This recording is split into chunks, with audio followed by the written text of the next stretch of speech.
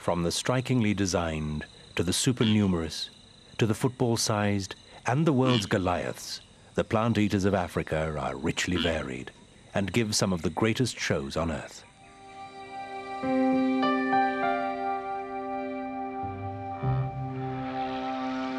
The Romans gave ungulates their name. It means hooved. Many African ungulates played their part in the story of that ancient empire, but their own is far older. There are two ungulate groups. In one of them, the even-toed, is the giraffe, a watchtower of an animal, the world's tallest. With homegrown spear fixed to its nose, the rhino stands solid as a tank. It's in the other group, the odd-toed. It's like a leftover from a vanished world.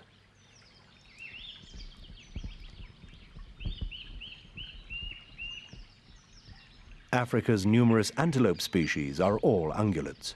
Kudu is the second tallest. The male's bottle opener horns measure nearly 2 meters from base to tip. A juvenile has insignificant horns. A female has none, but she makes the same elegant fashion statement with her white flank stripes as the male and has the same even toes.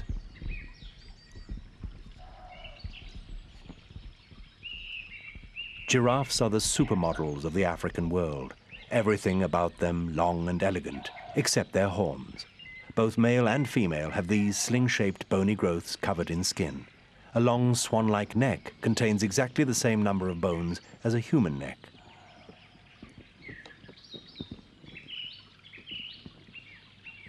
Neat feet support a weight of around 1 ton that sways from side to side as slinkily as a model on a catwalk.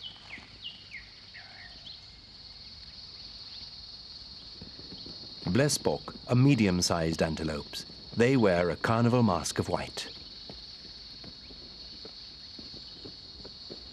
Sometimes the whole body is white if a blesbok is born without the pigment to color its coat tan.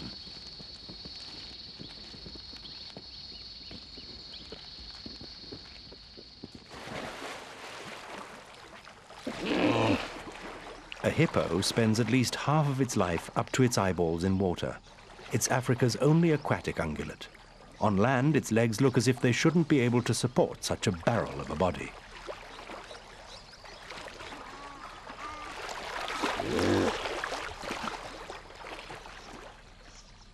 But submerged, water lifts its almost 2-ton weight off its feet. This even-toed animal usually stays in its bath during the day to keep cool and moist. The sun is bad news for relatively thin skin that loses water rapidly in hot weather.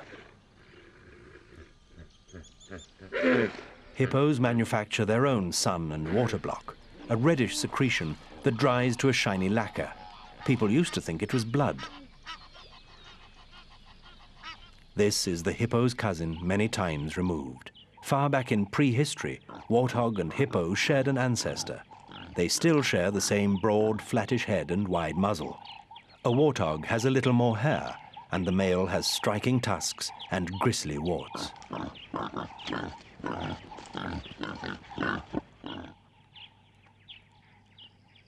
The most ancient of odd-toed ungulates are rhinos. Africa has 2, black and white. This is a white rhino. It's as smooth-skinned as a hippo. Like human fingernails, rhino horns are made of keratin and never stop growing. Their eyes aren't good. A person standing motionless 30 meters off wouldn't be seen. But these ears don't miss much.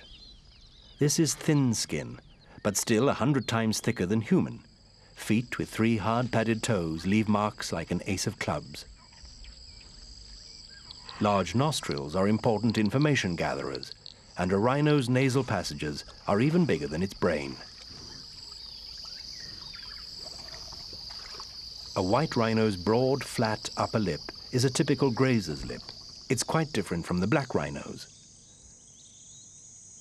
This pointed top lip is better for browsing, as it's very slightly prehensile and can curve round leaves. The horns to die for can reach nearly 1.5 meters. They can and do regrow, the front one at a rate of 6 centimeters a year. Like most ungulates, rhinos seek shade at midday. In some places, there's not a lot. These zebra crossings are not uniform like those over a road. Each animal's stripes differ slightly, a unique fingerprint that may help animals to bond or foals to recognize their mothers.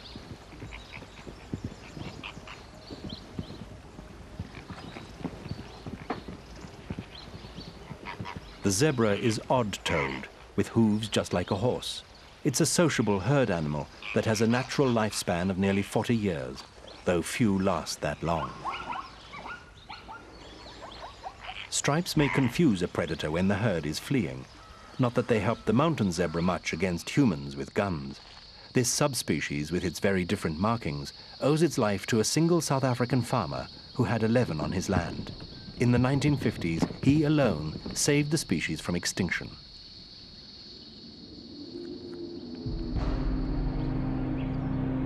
This animal is Africa's smallest ungulate, more correctly, proto-ungulate or near-ungulate. The dussie is second cousin from prehistoric times to the biggest land animal of all.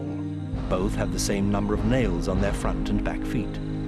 There are some strange relationships indeed among Africa's ungulates.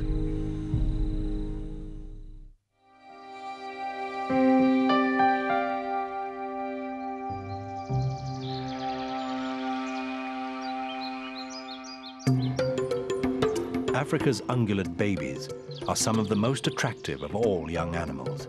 They're like licorice all sorts. They come in all sorts of shapes and sizes.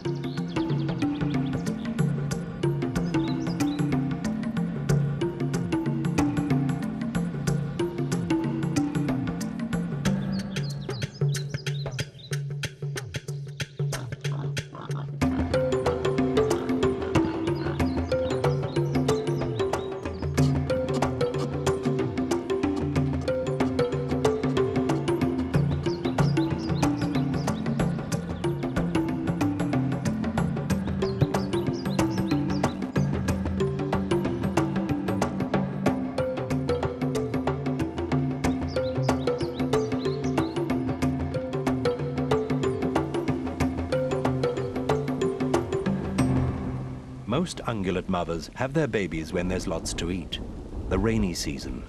Once the clouds roll in and start to water the thirsty ground, the raw material for milk will shoot up. Wildebeest give birth within a very narrow time frame. 80 to 90% calve just as the rains start. Zebra births are more spread out.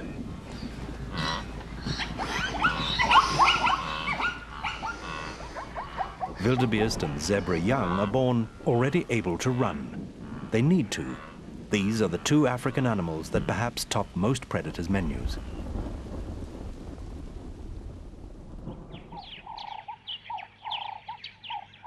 Here in Swaziland, a white rhino is about to have her baby.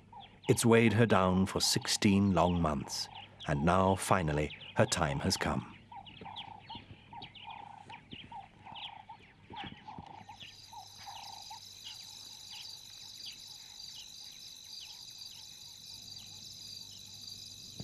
Her birth sac begins to appear. Another female seems to take great interest. This is a risky time, and it's good to have company. But not breathing down her neck.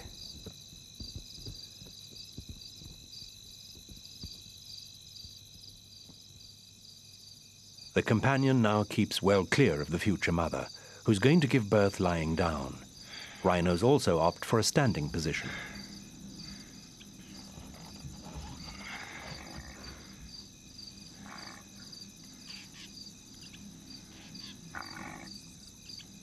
The baby's head has just appeared.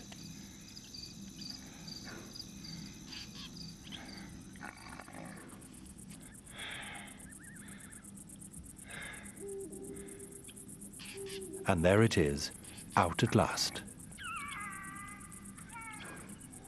It's this mother's very first baby. She checks it over to make sure all's well.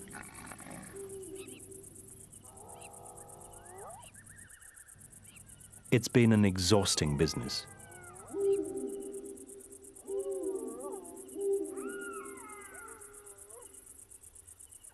The calf is a female, still very wobbly.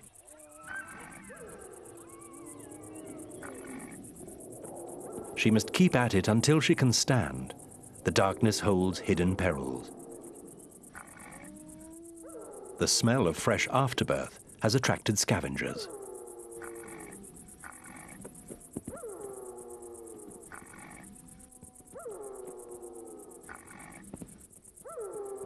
Success.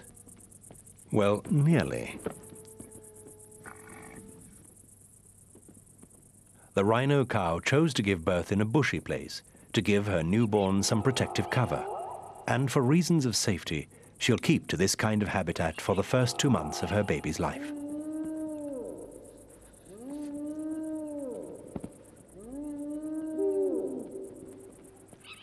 Now the newborn is up and holding. A formidable armed guard stands between her and danger.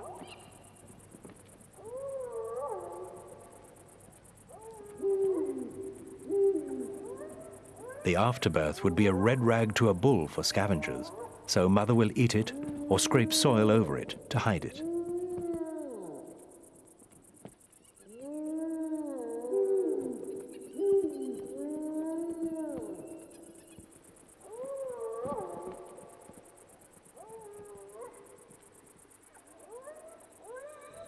By dawn, the calf is suckling. That very first drink of milk is precious.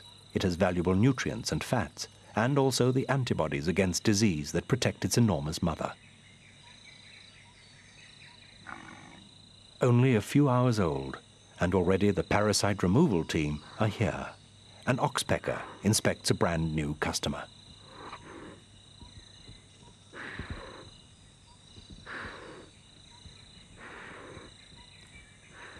The youngster has 2 large armed guards to watch over her. Day and night, she'll have milk on demand a couple of minutes a time. She should do extremely well.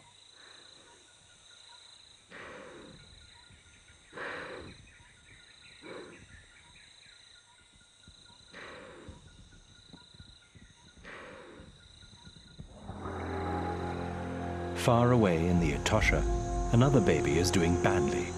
It has a broken leg, smashed perhaps by an aggressive stallion.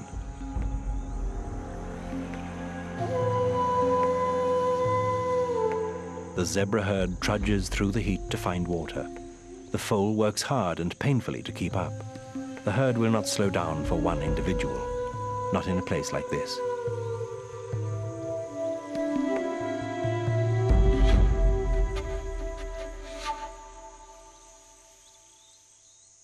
At last, the water hole.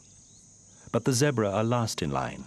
It's already crowded with other mothers and babies, cooling off, having fun, muddying the water for others.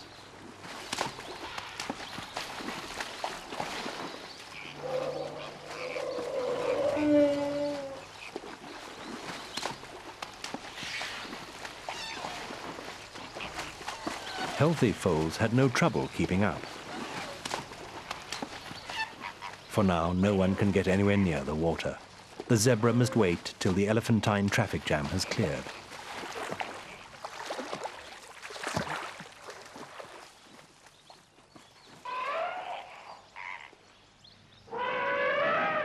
As the pantechnicons rumble off, thirsty zebra finally get a look in. The foal was left behind, but now it's got here, though its leg is much worse.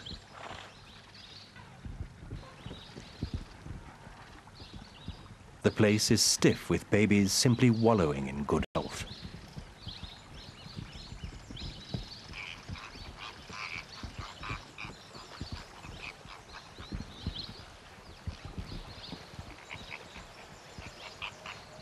The foal might improve with a rest, but it's not going to get one. The herd have nearly finished drinking, and they won't linger. It's too dangerous here.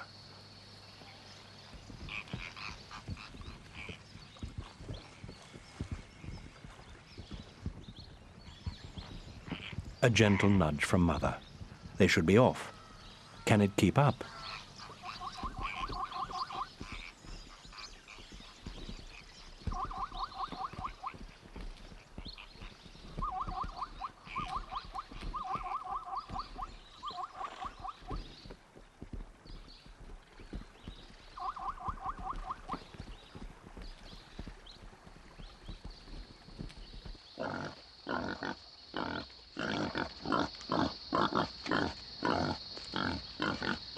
But the foal's pain is too acute. It's collapsed. Its mother gives what shade she can, but they're being left behind. Eventually, she must face the inevitable. She rejoins the herd. She cannot risk being separated. It could cost her her life too. Deserts give no quarter to the injured.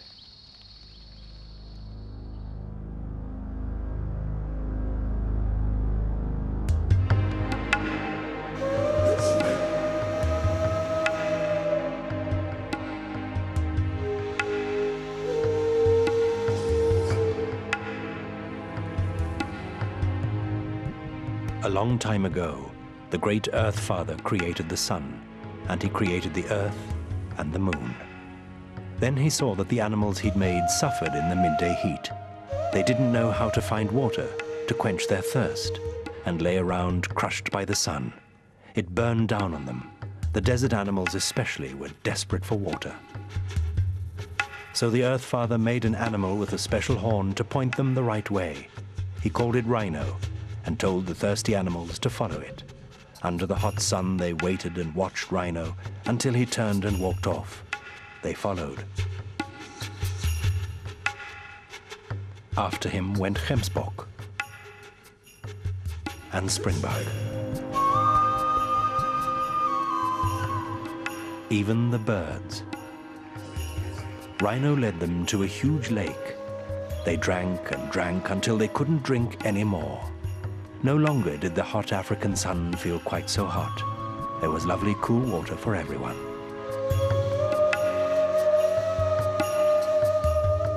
And today in Africa, the rhino's horn is still respected far and wide for its magical powers.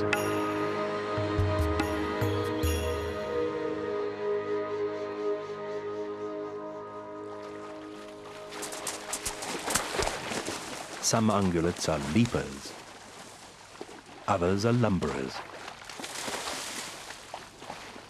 Some pronk and spring, and others canter.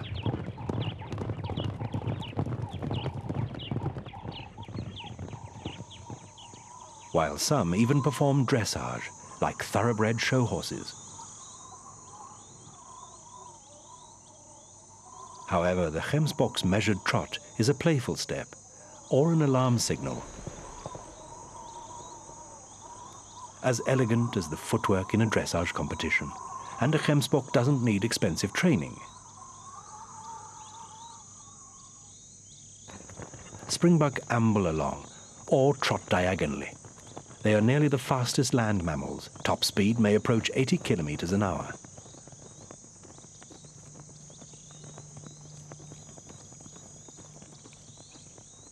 The spring, or pronk, is a strange stiff-legged jump. The back is arched, and all four legs lift off together. Back legs land ahead of 4. 3 meters is their high jump record. Long jump, 10.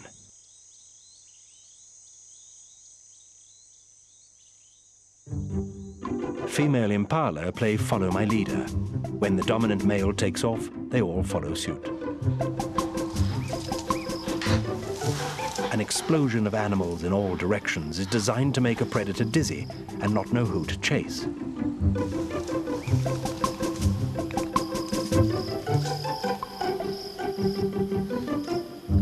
Sometimes it looks as if they just jump for the sheer fun of it.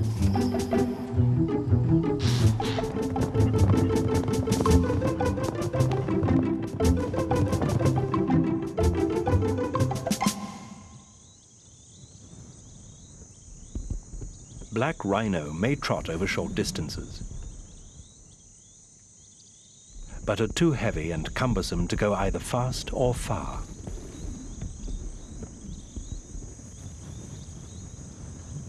Just occasionally, they might go for a brief canter.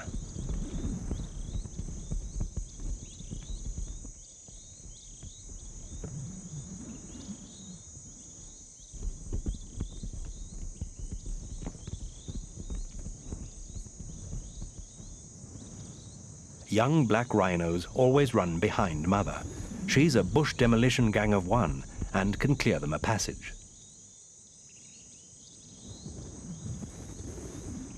Running nose to tail also offers the baby some protection.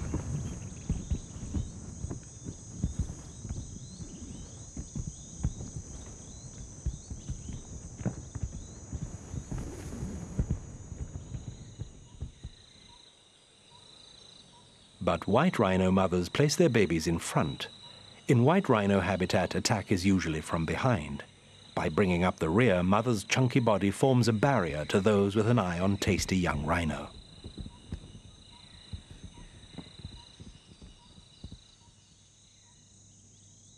Giraffe move with languid grace, as if in slow motion. Their weight shifts from one side to the other when they walk. Left feet together, then right. Their necks sway in time with their legs to help keep their balance.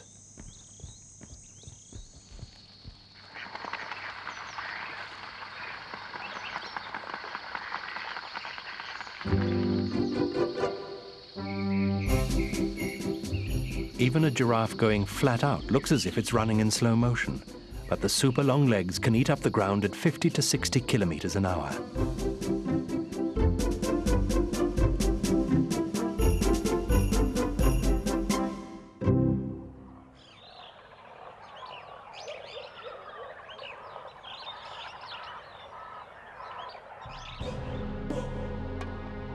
The rich diversity of African ungulates is directly related to the continent's wide range of habitats.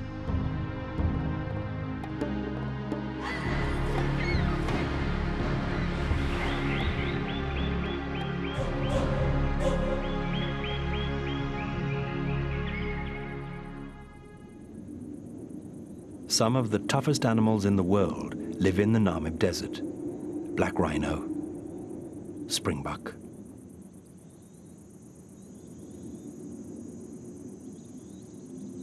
Even giraffe.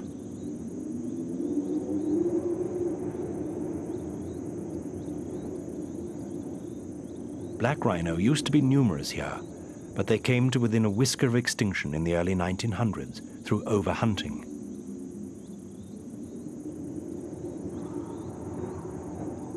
In 1981, only 60 were left. But since then, non-stop patrolling and intense conservation efforts have saved them from disappearing permanently into the blue.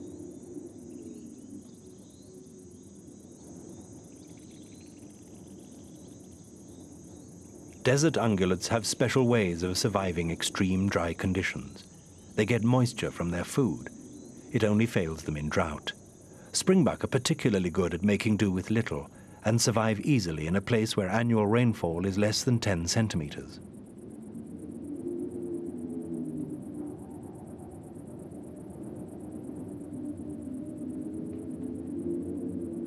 Botswana's Kalahari is not just sand dunes.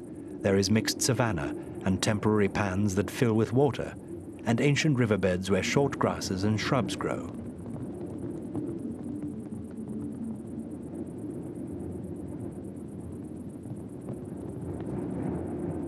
There's enough for large grazing animals to be at home.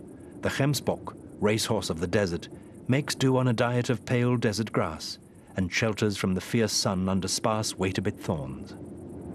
Under dramatic facial markings, blood cools when the gemsbok runs. A quick foxtrot is another way to beat the heat of sand.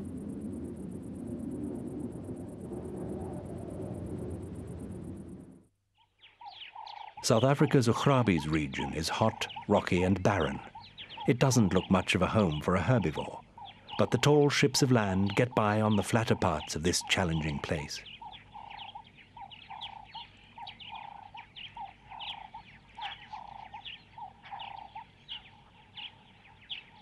And the dainty klipspringer thrives among the rocks.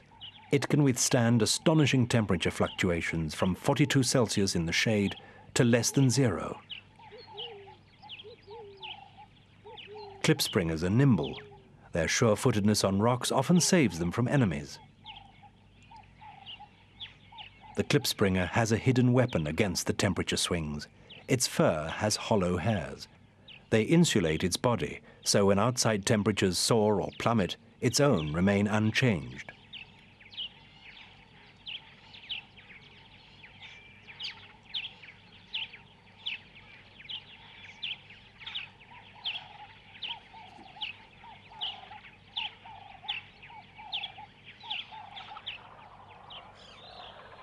Tanzania's spectacular Ngorongoro crater is a cup of life, full to the brim with animals, the vast majority ungulates. Here the living is so good the huge herds of grazing animals may never have to leave, even in the dry. In the wet, they're in clover.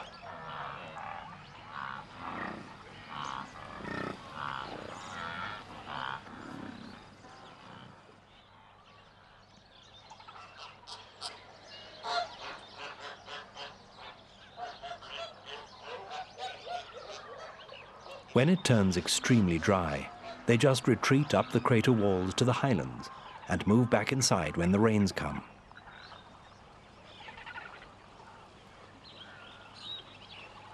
Elsewhere in the Serengeti, zebra and wildebeest may trek hundreds of kilometers a year, following ancient migratory routes with the seasons to find food and water. Here in the crater, there's water all year. It's why the animals stay.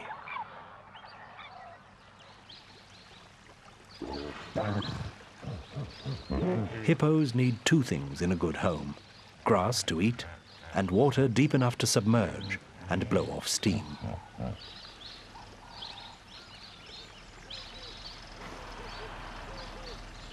The best place is a pool with a firm, gently sloping floor for semi-submersion. Some colorful, harmless company is just fine. But not upstart young males. A top hippo will be quick to defend his pool and his patch of dry land. Distant ungulate relatives coming onto it don't bother him. What he's concerned about is trying to father as many babies as he can.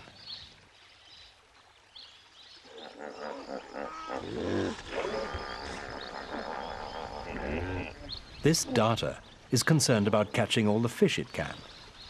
But so are others. It'll be a case of who's widest awake.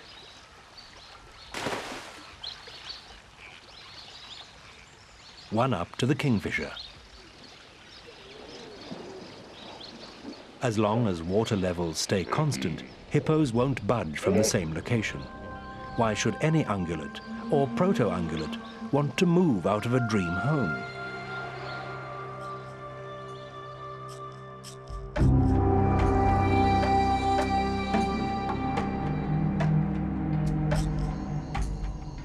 "65 million years ago, when the dinosaurs were making their exit, the ancestors of the very first hooved herbivores made their appearance.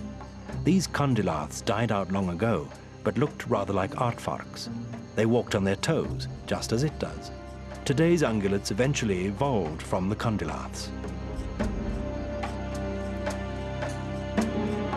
Some 50 million years ago, the ungulates divided into the even-toed group, which includes wildebeest, and the odd-toed group, which includes rhino, an animal that had its heyday around 30 million years ago. More recently, the even-toed increased dramatically in number and species, overtaking the odd-toed, and today there are still many more even-toed ungulates in Africa.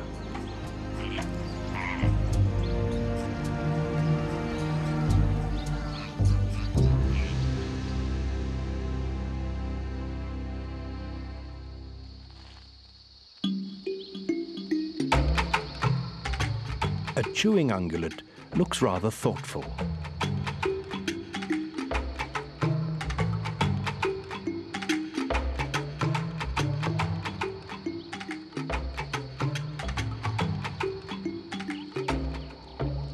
This ungulate's neck grew longer and longer to keep pace with food that grew higher and higher to get out of reach, or if it stayed short, thornier and thornier. A half-meter-long blue tongue, shielded by cone-shaped projections, outsmarts an acacia's spears.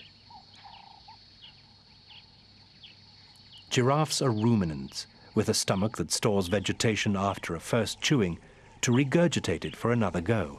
Tough plant cellulose takes some breaking down. At nearly 6 meters tall, a big bull giraffe could easily look over a double-decker bus.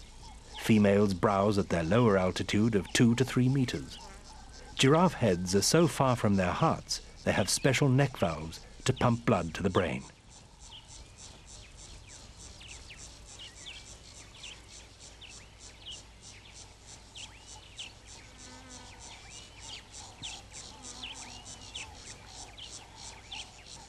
The owner of these horns is also a browser.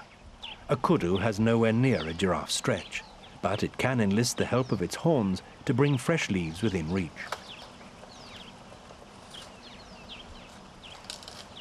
It takes a bit of engineering, but it works, though sometimes mouth and leaves are at opposite ends of the branch.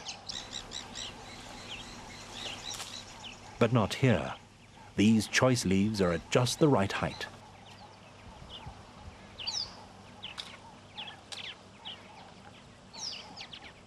Northwest Namibia's Kunene region is not the best of places for ungulates. Tough vegetation is only for the toughest customers. A young black rhino has taken a leaf from mother's book. A prehensile top lip is perfect for grappling shrubs.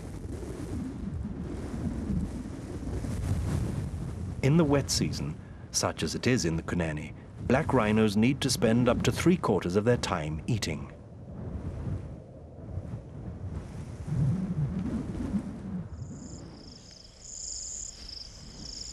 White rhinos are tough customers too, but their diet is kinder and softer. It's grass. This is how they like it, though they do eat fibrous grasses when they can't get the short green stuff. This big grazer's mouth has a bite width of 20 centimeters, as long as a human hand. It scythes the grass as it feeds, with sweeping head movements.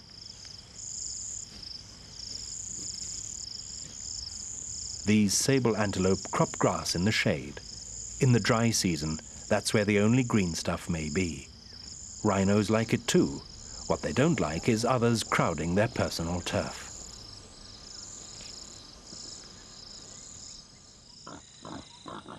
Warthogs also graze when not mucking about. Their piggy snouts can handle the shortest grasses. Among Africa's wild pigs, they are the only grazers. Warthogs often like to take the weight off their feet when they eat.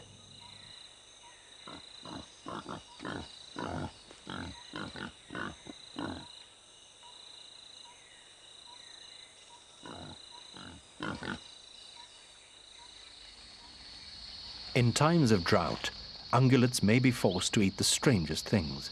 There's nourishment, surprisingly, even in old bones. This kudu may be trying to extract phosphorus and minerals locked up in a sun-bleached bone.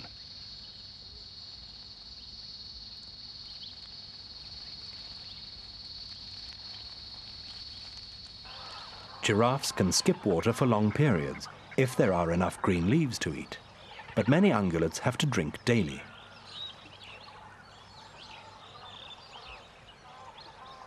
A waterhole means life, but it can also mean death.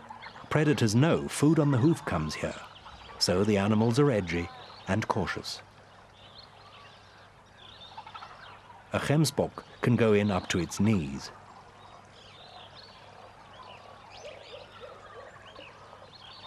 But there's no way this animal can. Giraffes are not designed for low-altitude work. Drinking's a major physical challenge.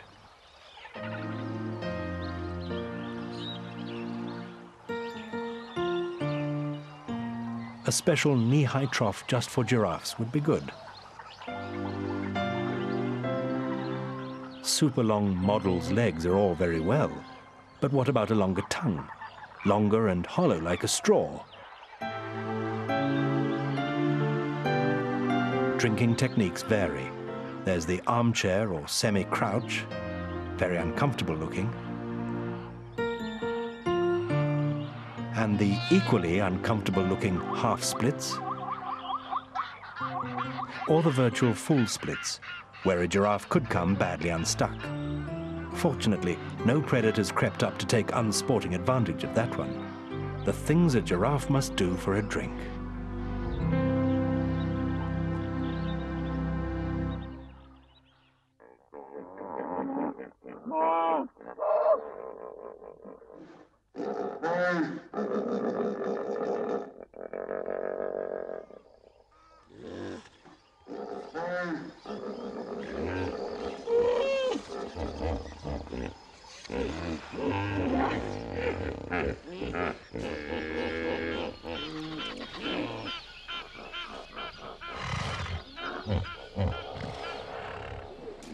A yawn that exposes canines as long as a human forearm is no sleepy yawn.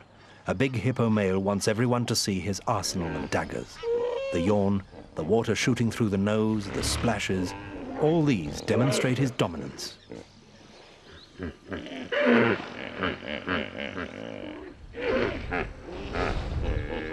He also bites the water aggressively.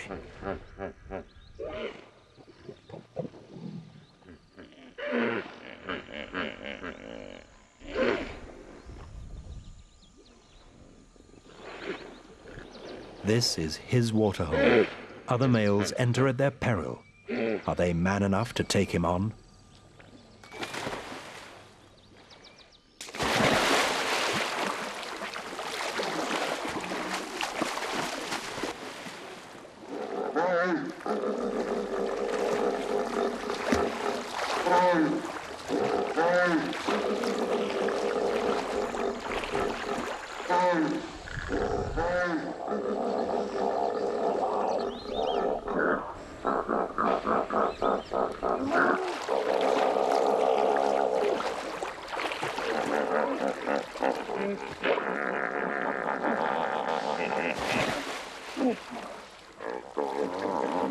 The numero uno has other ways to identify his domain.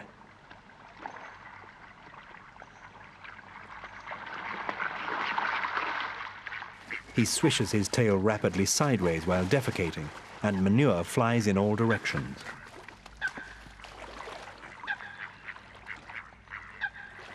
This scattergun approach is good on land, too. Plenty of small creatures will be grateful for bounty they can eat. Territorial male rhinos use a similarly pungent method of marking boundaries.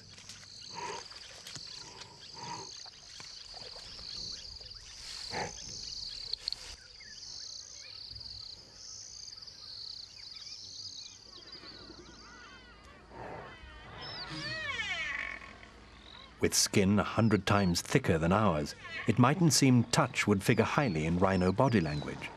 But rhinos are quite tactile. Another broad back must make a good headrest.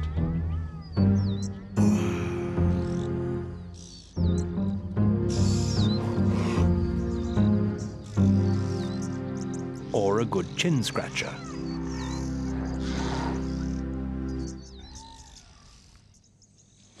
A pair of wildebeest bulls prepare to settle a dispute.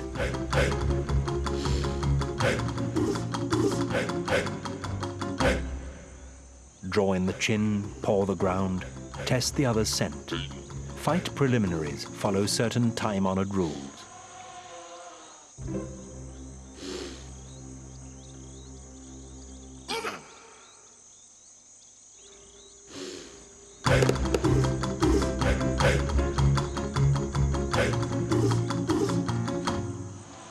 But that wasn't genuine action.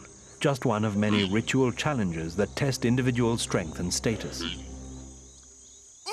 And unseen boundaries are marked by grunts and snorts.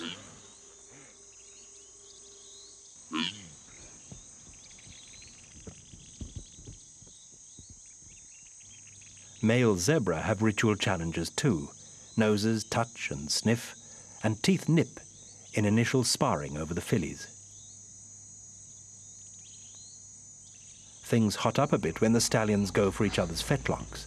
Down on their knees, they try to shield their ankles.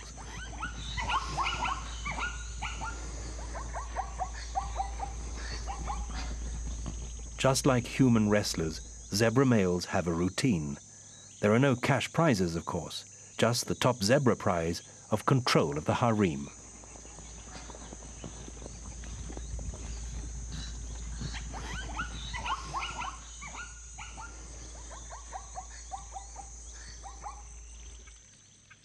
Challenges between lechwe rams often involve a dominant male trying to rout a young pretender.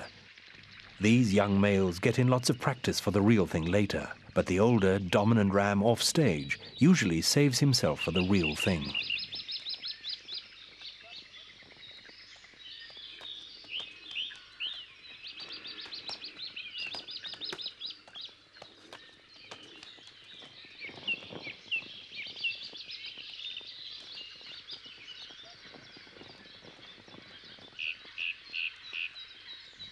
This male has already lost half a horn in genuine combat.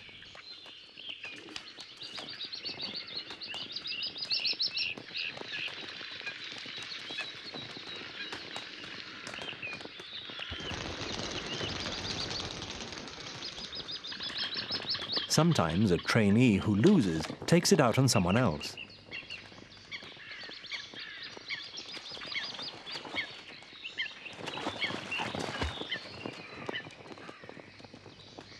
It's all part of the learning curve of a male's life.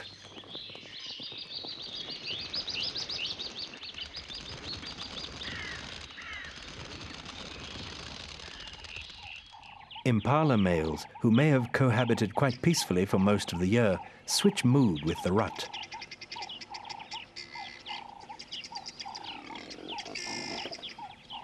Young males in the bachelor herd gallop about to show off and impress.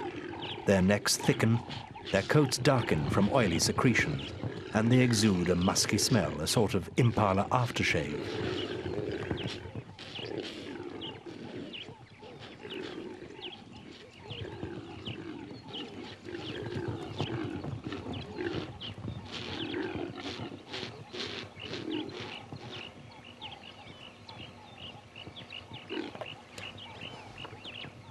A male's forehead is full of glands that secrete his individual scent, with which he lards leaf and twig.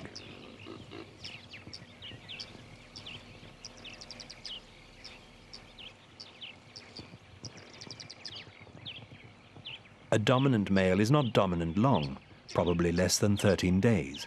By then he's worn out from too much courting, mating and fighting. He falls easily to the next contender.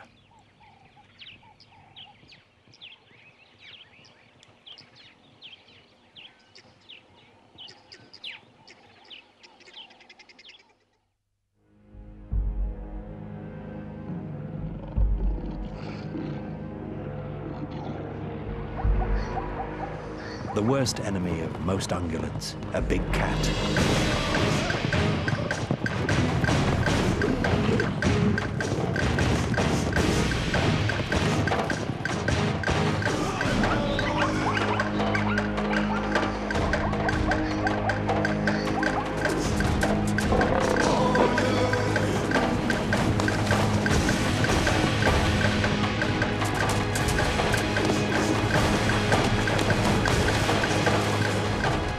Some, though, have a narrow squeak and escape by the skin of their teeth, or maybe the mud on their coat.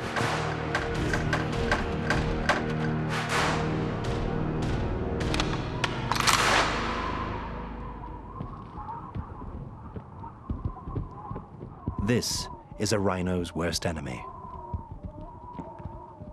A century ago, 100,000 black rhinos roamed Africa. By the 1970s, that number was almost halved by hunters and poachers. Things are better now. Rhinos are constantly monitored and well protected. South Africa and Namibia have seen a steady increase, particularly in the 1990s.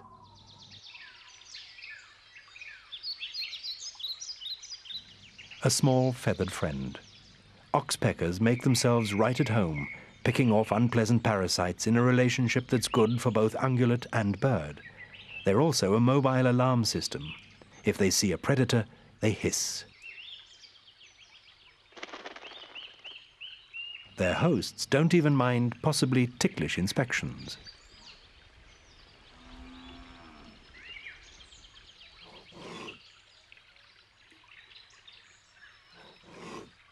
But some areas are just a bit too ticklish.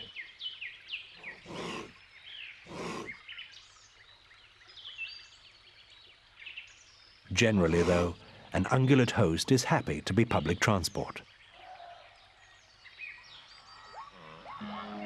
Whether through spectacular numbers or variety, or unusual, prehistoric or exuberant designs, Africa's ungulates enrich the continent with their presence. And they've helped shape the land where they live. Without them, Africa would be the poorer, and we humans would lose some of the greatest shows on Earth.